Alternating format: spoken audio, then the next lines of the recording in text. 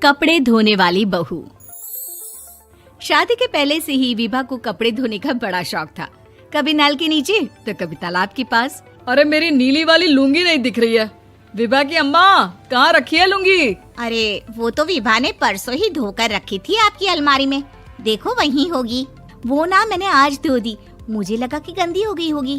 अरे कैसे गंदी हो गई थी, उसे तो मैंने पहना भी नहीं। हे भगवान, इस लड़की के कपड़े धोने की आदत से परेशान हो गया हूँ मैं। जितना तो घर में राशन नहीं आता, उससे कहीं ज्यादा डिटर्जेंट पाउडर का खर्चा है। इसकी शादी करवा दो, शादी जाए अपने घर में ही करे काम, फिर चाहे घर के कपड़े धोने हो या पूरे गांव के। हाँ ठीक बोल रही हूँ, देखता हूँ मैं कोई लड़का। वो दिन भी आ जाता है जब विभा को देखने लड़के वाले आ जाते हैं। लड़की मुझे अच्छी लगी। होने वाली सास कहती है, बेटी अगर कुछ पूछना है तो पूछ लो। वैसे तो हमारी लड़की बहुत ही शर्मीली है, जो बोल दो वो मान लेती है, इसे क्या पूछना होगा।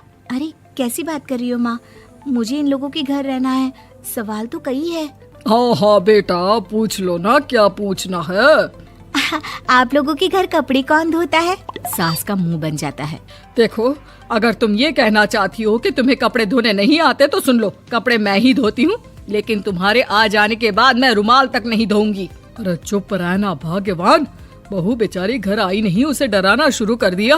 वो क्या है ना बिटिया, अभी तक तो ये कल्लू की माँ ही धोती थी, लेकिन अब तुम्हारे पापा तो दहेज में वॉशिंग मशीन देंगे ही। तभी विभा की माँ बोल पड़ती है, सवाल भी पूछा तो क्या। वैसे भाई साहब, मशीन की तो फिर भी कपड़े धोने की कैपेसिटी होती है। मतलब जो बिटिया दे रहे हैं ना विभा, इसे कपड़े धोने का बहुत शौक है। ये आप लोगों के क्या, आस पड़ोस गांव मोहल्ले सबके कपड़े धो दे और उफ तक ना करे। बाहर देखा नहीं आपने कितने कपड़े सूख रहे हैं, सब हमारी बिटिया ने ही तो धोए हैं। बस भी करो ना माँ, शर्म आ रही इतनी तारीफ सुनकर। और तो और एक दाग निकाल कर दिखाओ तो मान जाऊँ। हाँ अच्छा, माफ करना बेटा, मैंने गलत समझा।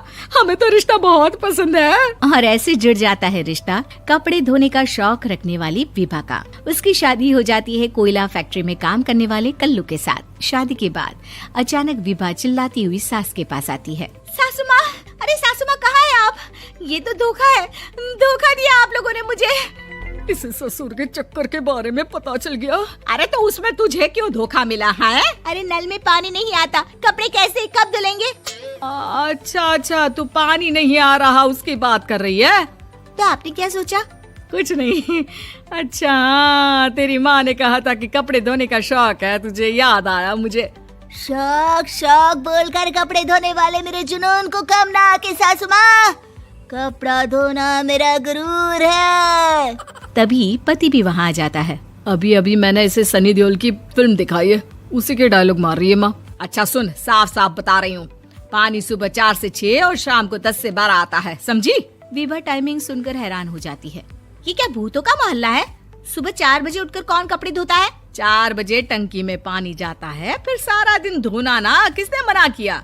अरे कैसी बात कर रही हैं? 200 लीटर की टंकी में कितने कपड़े धो लूंगी मैं, सुबह ही उठ जाऊंगी मैं। अब क्या था, विभा सुबह 4 से लेकर रात के 12 बजे तक कपड़े ही धोती रहती। एक रोज सास पड़ोस से निकलकर कहीं जा रही होती है कि साथ वाली कहती है, हाँ कल्लू की माँ, जरा ये बताओ कि 2 साड़ी है, 2 ब्लाउज और एक पेटीकोट और एक नाड़े वाला लंबा कच्छा। हाँ तो? अरे तो क्या, कितना लोगी धुलाई ये बताओ। धोबन दिख रहे हैं हम क्या? हमारे पति सरकारी नौकरी से अभी रिटायर हुए हैं और बेटा सुपरवाइजर है कोयला फैक्ट्री में। धोबन समझ रखा है हमें?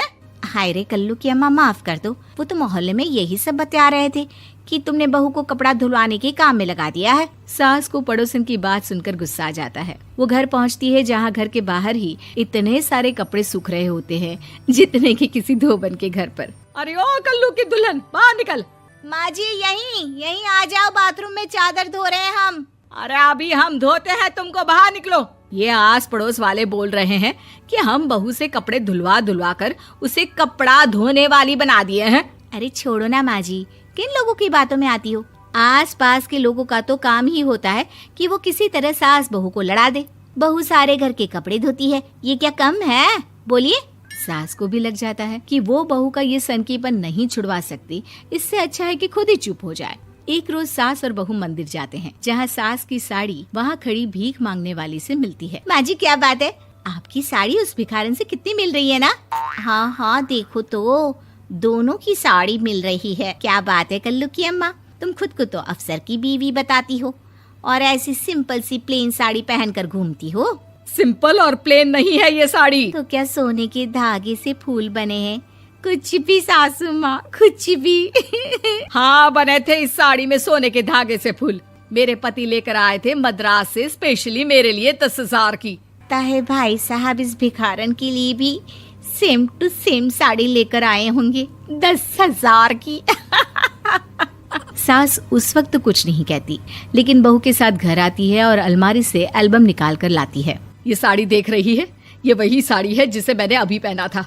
इस साड़ी में ये जो चमकदार फूल दिख रहे हैं ना, ये सोने के धागों से काढ़े गए हैं। लेकिन तू लोकल वॉशिंग मशीन ब्रश से घिस घिस कर सारे फूलों को निकाल कर साड़ी प्लेन कर दी। मुझे माफ कर दीजिए सासू माँ। और तो और, जब मैंने तुझे तेरी गलती के लिए कुछ नहीं कहा, लेकिन तूने तो सबके सामने मेरा मजाक ही बना दिया। क्यों? बहू को समझ में आ जाता है कि अब से उसका कपड़े धोना बंद।